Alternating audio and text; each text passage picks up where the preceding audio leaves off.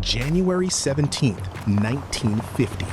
On a freezing winter night, 11 masked men arrived outside America's most trusted armored transport company. Within minutes, they emerged carrying bags filled with cash, executing one of the boldest robberies in American history. Before anyone realized what had happened, robbers disappeared into the freezing Boston night. What followed became one of the largest investigations in FBI history. This is the story of the 1950 Great Brink's Robbery. On a cold January night in 1950, a crew of men walked out of a Boston building carrying over half a ton of cash. They executed a meticulously engineered heist that baffled the FBI for years. But their seemingly flawless operation would eventually unravel because of a single, predictable oversight. The target was the Brink's Armored Car Depot in Boston's North End. In the 1950s, this building operated as the most secure armored transit fortress in the country. To enter the counting room, an intruder had to pass through 5 separate locked doors and a series of steel fortifications. At the time, the facility's security was considered so robust that a successful robbery was seen as a physical impossibility. But local career criminal Tony Pino looked at the depot and saw a collection of vulnerabilities. He spent years studying the building's defenses, convinced that if he could map the internal mechanics, he could walk out with a fortune. Dismantling those defenses required a level of preparation the criminal underworld had never seen. It began a multi-year obsession for Pino and his 10 chosen accomplices. The crew spent months watching the building from the rooftops of Prince and Snow Hill streets, using binoculars. They tracked the exact movements of the guards and the timing of the alarm tests, eventually learning the facility's daily rhythm by heart. To gain entry, they broke into the building after hours on multiple occasions.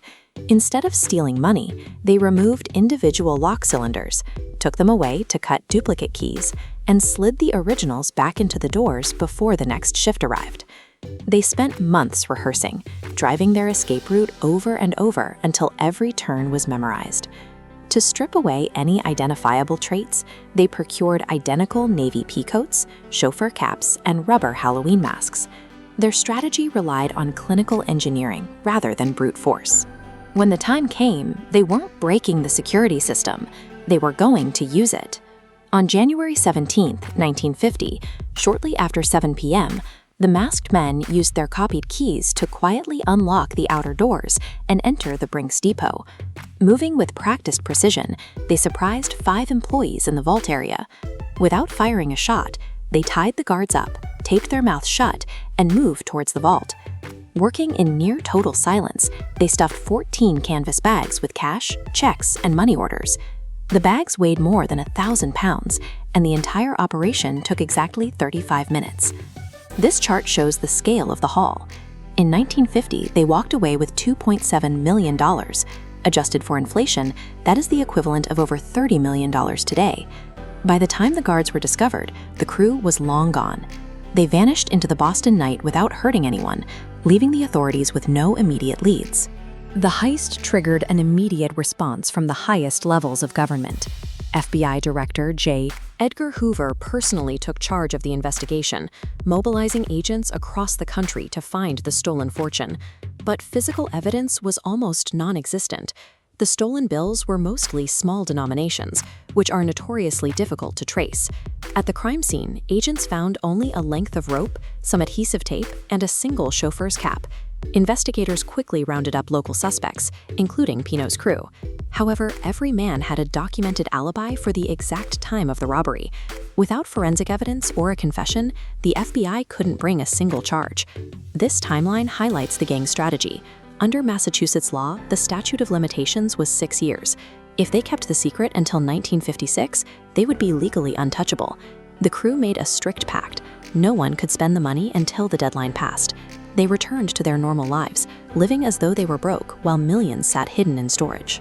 The case became a test of psychological endurance.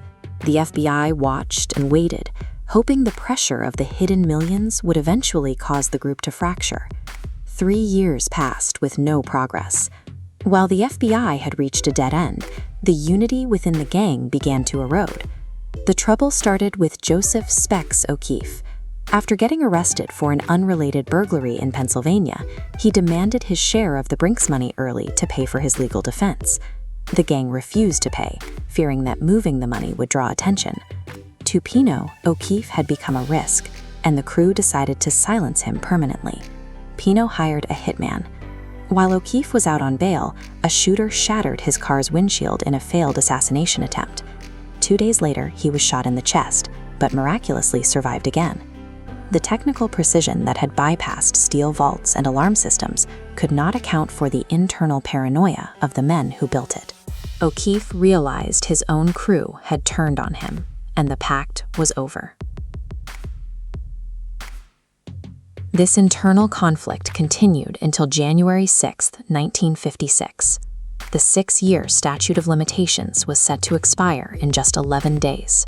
Sitting in a jail cell on a firearms charge, O'Keefe decided to seek revenge. He called in FBI agents and gave a full confession, detailing every step of the 5-year plan and naming every accomplice. The FBI moved immediately. Within days, the remaining gang members were captured in a series of coordinated raids. 8 of the men were eventually sentenced to life in prison. Most of the stolen money was never found. Years later, authorities recovered roughly $60,000 from behind a wall panel in Baltimore, much of it in a state of decay. Over $1 million in cash remains missing to this day. The Great Brink's robbery led to a complete overhaul of security procedures for armored transport. It stands as a demonstration of how a multi-year technical masterpiece can be undone by a single personal grievance.